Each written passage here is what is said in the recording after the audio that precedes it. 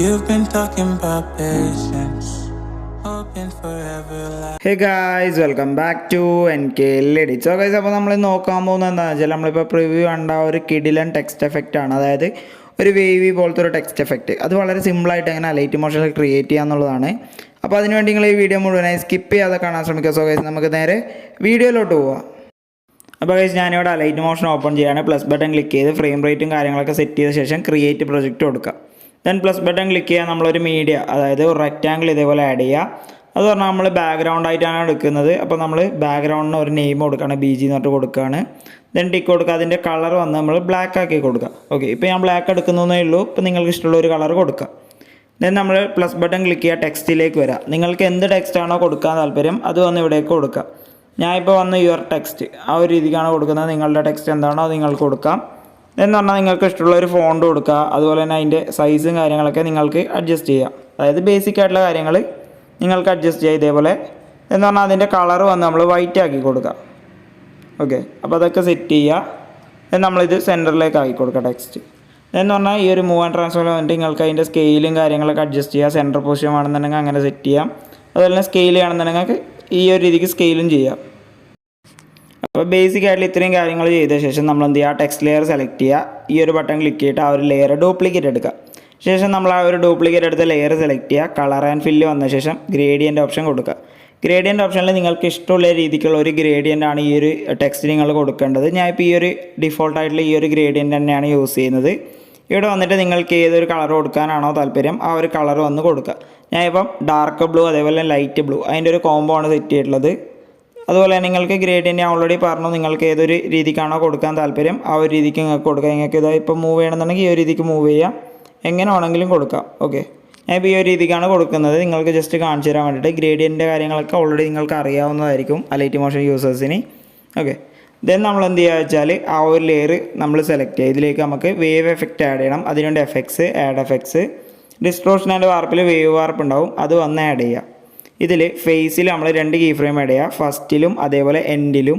ഇതിൽ നമ്മൾ രണ്ടാമത്തെ കീ ഫ്രെയിമിൻ്റെ വാല്യൂ ഒന്ന് നമ്മൾ അത്യാവശ്യം ഒന്ന് ഇൻക്രീസ് ചെയ്ത് കൊടുക്കുക. നിങ്ങൾക്ക് എത്രയാണോ വേവ് വേണ്ടത് ആ ഒരു രീതിക്ക് ഇൻക്രീസ് ചെയ്ത് കൊടുക്കുക. ഞാനിപ്പോൾ ഈ ഒരു റേഞ്ചിലുള്ള വാല്യൂ ആണ് സെറ്റ് ചെയ്തിട്ടുള്ളത്.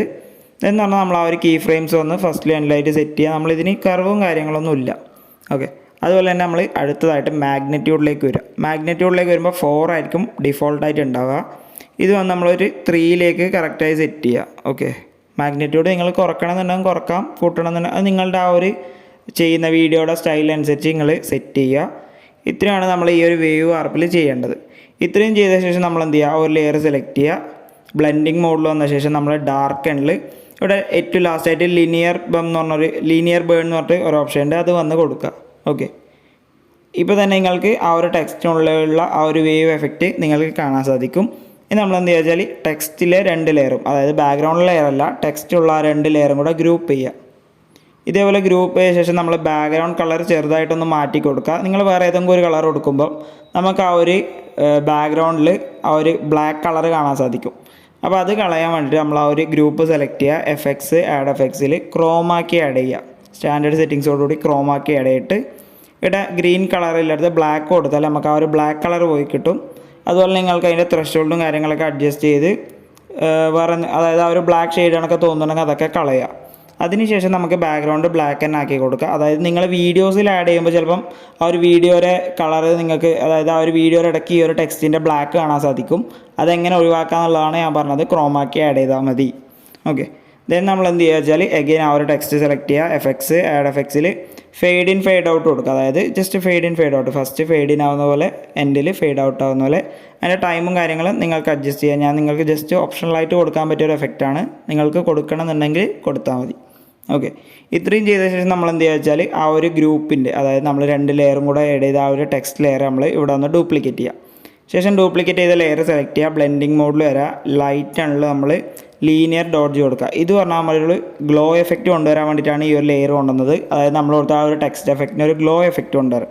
അപ്പോൾ ഗ്ലോ എഫക്റ്റ് എങ്ങനെയാണെന്ന് ഓൾറെഡി ഞാൻ ഒരു വീഡിയോ ചെയ്തിട്ടുണ്ട്. ജസ്റ്റ് സിമ്പിളാണ്. നമ്മൾ ഗോഷ്യൻ ബ്ലർ ആഡ് ചെയ്താൽ മതി. ഗോഷ്യൻ ബ്ലർ ആഡ് ചെയ്തിട്ട് അതിൻ്റെ വാല്യൂ നമ്മൾ ഇൻക്രീസ് ചെയ്യുന്നതിനനുസരിച്ച് നമുക്കൊരു ഗ്ലോ കിട്ടും. ഞാൻ ഇപ്പോൾ ജസ്റ്റ് ഈ ഒരു റേഞ്ചിൽ മാത്രമേ എടുക്കുന്നുള്ളൂ. ഇപ്പോൾ നമ്മൾ പ്ലേ ചെയ്യുമ്പോൾ എന്ന് പറഞ്ഞാൽ നിങ്ങൾക്ക് ഇപ്പോൾ സ്ക്രീനിൽ കാണാൻ സാധിക്കും നല്ലൊരു ഗ്ലോ എഫക്റ്റ് തന്നെ വന്നിട്ടുണ്ട്. ഏറ്റവും സിമ്പിൾ മെത്തേഡിൽ നമുക്ക് ഇതൊരു ക്രിയേറ്റ് ചെയ്യാൻ വേണ്ടി സാധിക്കും. അപ്പോൾ ഇത്രയേ ഉള്ളൂ ഇതിൻ്റെ സ്റ്റെപ്സ് പറയുന്നത്. വളരെ സിമ്പിളായിട്ട് നമ്മൾ ക്രിയേറ്റ് ചെയ്തിട്ടുണ്ട്. അപ്പോൾ നിങ്ങളുടെ വീഡിയോസിലൊക്കെ നിങ്ങൾ ഈ ഒരു ടെക്സ്റ്റ് ആനിമേഷൻ യൂസ് ചെയ്ത് നോക്കുക. ഈ ഒരു വീഡിയോ നിങ്ങൾക്ക് ഇഷ്ടപ്പെട്ടാൽ ഈ ഒരു വീഡിയോ നിങ്ങൾ ലൈക്ക് ചെയ്യുക, കമൻറ്റ് ചെയ്യുക, ഷെയർ ചെയ്യുക. ഇനി ഇതേപോലുള്ള എഡിറ്റിംഗ് വീഡിയോസ് ലഭിക്കാണ്ട് എൻ്റെ ചാനൽ സബ്സ്ക്രൈബ് ചെയ്യുക. തൊട്ടടുത്തുള്ള ബെൽ ബട്ടൺ ക്ലിക്ക് ചെയ്ത് അപ്ലോഡ് ചെയ്യുന്ന എല്ലാ വീഡിയോസും വളരെ പെട്ടെന്ന് തന്നെ നിങ്ങൾക്ക് നോട്ടിഫിക്കേഷൻ ലഭിക്കുന്നതാണ്.